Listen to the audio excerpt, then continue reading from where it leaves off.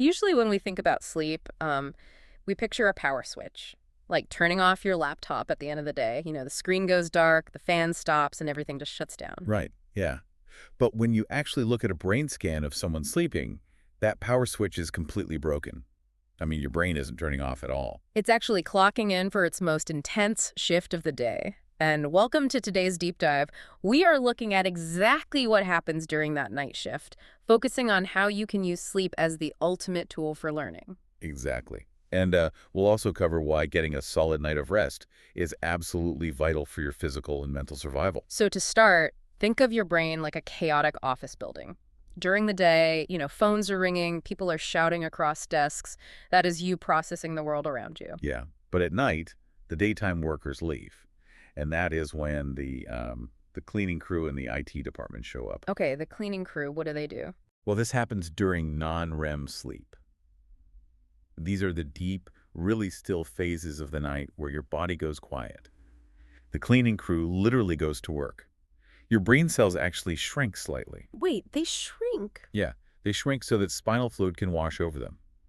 It flushes out the physical waste and toxins that built up while you were awake. Oh, wow. So it's basically like a biological dishwasher. That is exactly what it is. Okay, but what about the IT department? Because, if I stay up all night cramming for a test, isn't that just giving me more time to learn the material? Oh, it is actually the complete opposite. Really? Yeah. Studying without sleeping is like typing a 10-page document and, forgetting to hit save. Oh, no. Yeah. That is the worst feeling. Right. So during non-REM sleep, the IT department takes the information from your short-term memory, the temporary workspace, and moves it into your long-term memory, the hard drive. So if you don't sleep, you don't keep the data. Exactly. Wait, so the brain is literally putting the puzzle pieces together after I stop looking at them. Yes. And researchers actually tested this with a virtual maze. They had people try to navigate it, and the only people who got better at finding their way through the maze the next day were the ones who slept. Just slept. Slept, and specifically dreamed about it.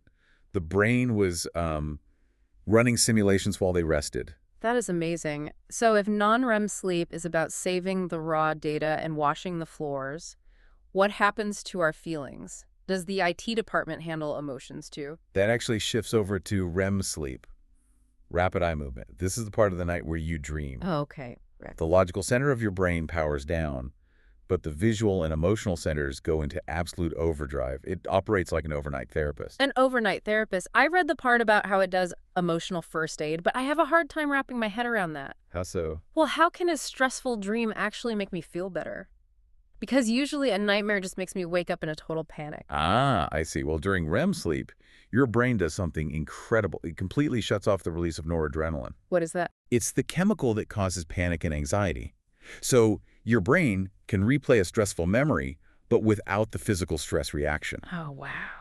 Yeah, it strips the painful emotion away from the memory. It allows you to process trauma in a safe chemical space. That makes a lot of sense. It's like separating the memory from the feeling. Exactly. But I'm still stuck on one really bizarre detail here. Is it really true that my brain cannot invent new faces in my dream? That is true, yes. But with this massive creativity blender happening, why can't my brain just make up a fictional person?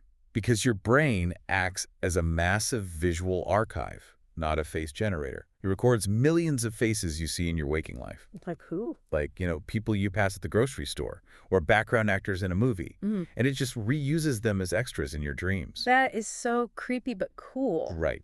But the specific faces don't matter. What matters is the plot. Dreaming about a difficult event using those recycled faces is how you achieve that emotional resolution. Wow. So treating sleep like a waste of time is basically like building a multi-million-dollar company, but firing the IT staff and the janitors to save a few dollars. Oh, absolutely. Eventually, the whole system just crashes. Without giving your brain time to clean, save, and heal, functioning at your best is just biologically impossible. Sleep is your best study tool, your creative engine, and your free nightly therapist. Good rest is non-negotiable for a healthy life. It really is. Which leaves us with one incredibly wild thought for you to consider. Before color television became common, studies showed that a huge percentage of people dreamed only in black and white. That is wild. Today, with digital screens everywhere, almost everyone dreams in full color. Our daily media literally rewires our subconscious. So if the screens we watch shape what happens in our heads at night, what are the screens you are looking at right before bed, programming into your dreams tonight?